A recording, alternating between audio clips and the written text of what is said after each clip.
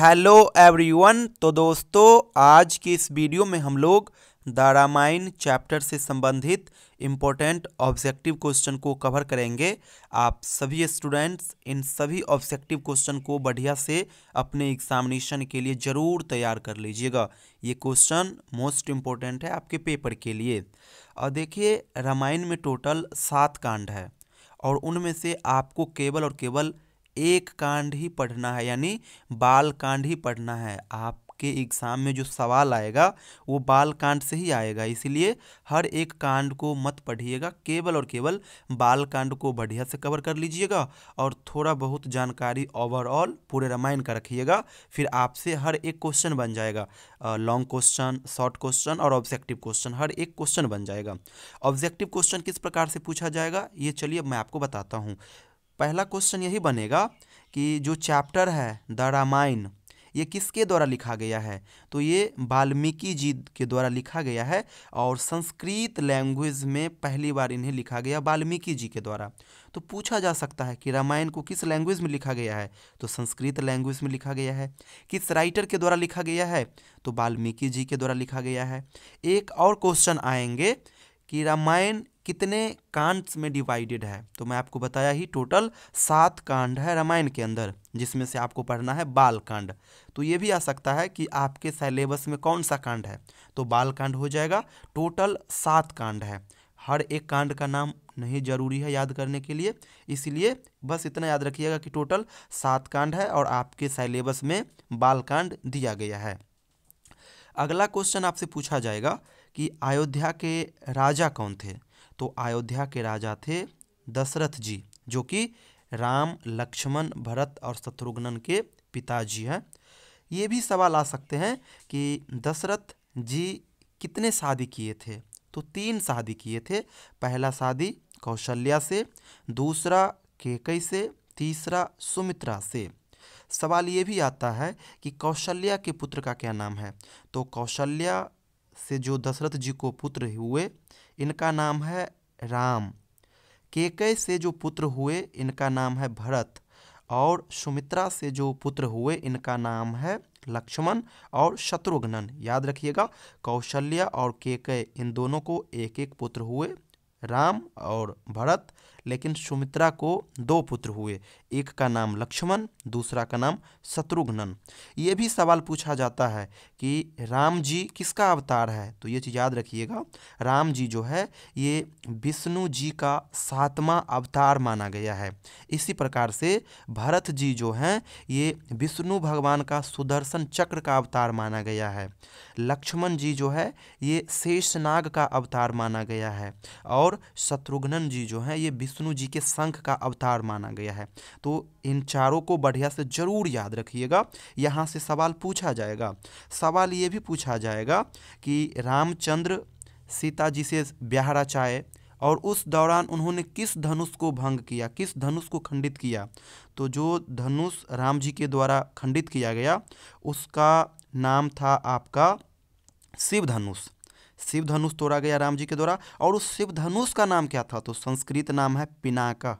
तो ये चीज़ भी थोड़ा याद रखिएगा।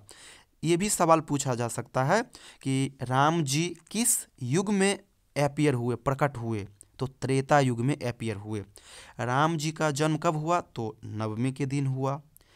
राम जी जो है ना ये रावण को मारे, रावण का वध किया। रावण जो था वो शिव जी का परम भक्त था, ये भी याद रखिएगा। सीता जी से ब्याह रचाए, ये भी याद रखिएगा। और किस धनुष को तोड़ने के बाद ब्याह रचाए थे? तो शिव धनुष को तोड़ने के बाद ब्याह रचाए थे और उस शिव धनुष का नाम था पिनाका। ये चीज़ याद रखिएगा। एक चीज़ और पूछा जाएगा कि किसका उद्धार किया था राम जी? तो ढेरों का किया था। अहिल्या एक है, इनका किया था। सेज गौतम जो है, ऋषि गौतम जो है, इनकी पत्नी है अहिल्या। पता होगा आपको, अपने ही पत्नी को गौतम जी श्राप दिए थे जिस कारण अहिल्या पत्थर बन गई थी। फिर राम जी इसका उद्धार करते हैं और फिर ये पत्थर से नॉर्मल रूप में आते हैं। तो ये चीज़ भी याद रखिएगा। सवाल ये भी पूछा जाएगा कि दशरथ जी के गुरु जी का नाम तो था वशिष्ठ, लेकिन राम जी के गुरु जी का क्या नाम था? तो राम जी के दो कुल गुरु थे, एक थे आपका महर्षि वशिष्ठ मुनि और एक था महर्षि विश्वामित्र। तो ये दो को भी याद रखिएगा। एक सवाल ये भी पूछा जाता है, राम जी के जो पिता है दशरथ जी, इनको किसने श्राप दिया था? तो श्राप श्रवण कुमार के माता पिता दिए थे। क्यों दिए थे? तो आपको स्टोरी पता होगा। श्रवण कुमार अपने माता पिता को लेकर के सैर कर रहे थे, तो उसी दरमियान उनके पिता को प्यास लगती है, तो वो पानी लेने के लिए अयोध्या में ही जाता है। वहाँ पे एक तालाब होता है, नदी होता है।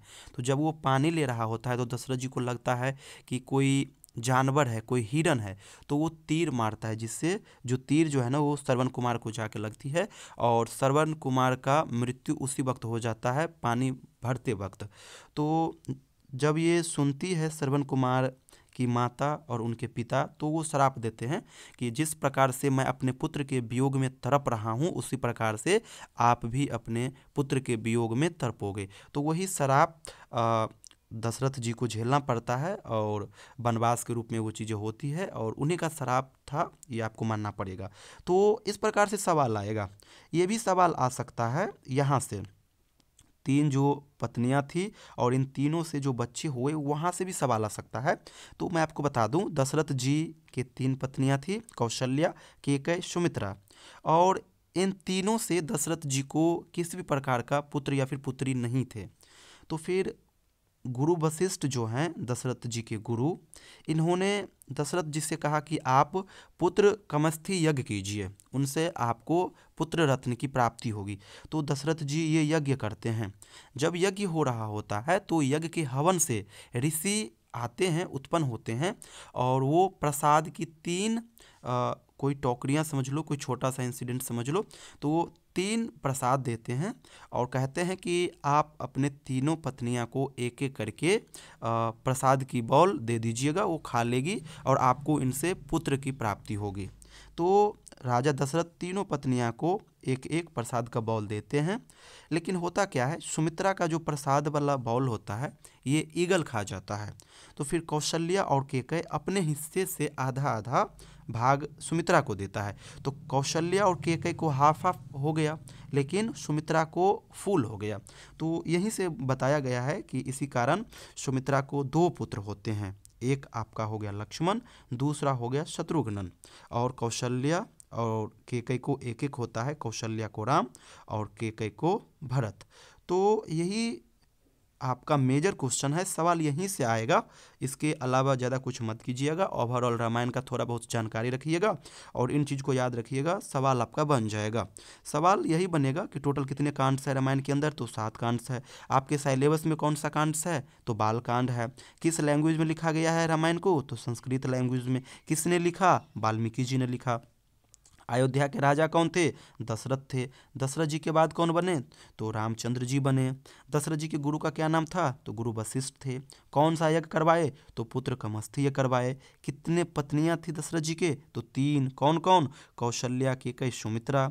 कौशल्या से एक पुत्र राम, केकई से एक पुत्र भरत और सुमित्रा से 2 पुत्र लक्ष्मण और शत्रुघ्न। राम जी को विष्णु जी का 7वां अवतार कहा गया है, भरत जी को सुदर्शन चक्र का अवतार माना गया है, लक्ष्मण जी को शेषनाग का अवतार माना गया है और शत्रुघ्न जी को विष्णु भगवान के शंख का अवतार माना गया है। राम जी जो है शिव धनुष तोड़े थे, उसके बाद सीता जी से ब्याह रचाए थे, उस धनुष का नाम था पिनाक। इसके बाद राम जी जो है ये त्रेता युग में अपीयर हुए। जन्म रामनवमी के दिन हुआ। रामायण के अंदर पढ़ोगे कि ये रावण का वध करते हैं। शिव भगवान का ये परम भक्त था ये रावण। सीता जी से शादी किए, अहिल्या का उद्धार किए। इनके जो कुलगुरु थे ये थे वशिष्ठ मुनि और विश्वामित्र। इसी प्रकार किंग दशरथ को जो श्राप दिए थे ये दिए थे श्रवण कुमार के पिताजी। तो ये मेजर क्वेश्चन है, इसको कर लीजिएगा। इसके बाद एक चीज़ और हो सकता आ जाए, राम भवन का परम डिवोटी, परम भक्त कौन था, तो हनुमान जी थे, ये भी कर लीजिएगा। इसके बाद परशुराम और नारद, ये दो चीज़ है, इसको भी याद रखिएगा। नारद को स्टोर हाउस ऑफ इंफॉर्मेशन कहा गया है, जहाँ देखो वहाँ पे वो प्रकट हो जाता था। परशुराम जी जो है वो तांडव किए थे जब राम ने शिव धनुष को तोड़ा था। तो ये आपके लिए मेजर क्वेश्चन है, इन सभी को बढ़िया से कर लीजिएगा। इसके अलावा कहीं और से सवाल आपको जनरली देखने को नहीं मिलेगा, अगर मिलेगा भी तो वो काफ़ी नॉर्मल क्वेश्चन होगा। तो आप सभी द रामायण चैप्टर के लिए इन सभी ऑब्जेक्टिव क्वेश्चन को बढ़िया से प्रिपेयर कर लीजिएगा और बेहिचक पेपर में जाइएगा, अच्छा मार्क्स आपको आएगा। Thank you so much everyone.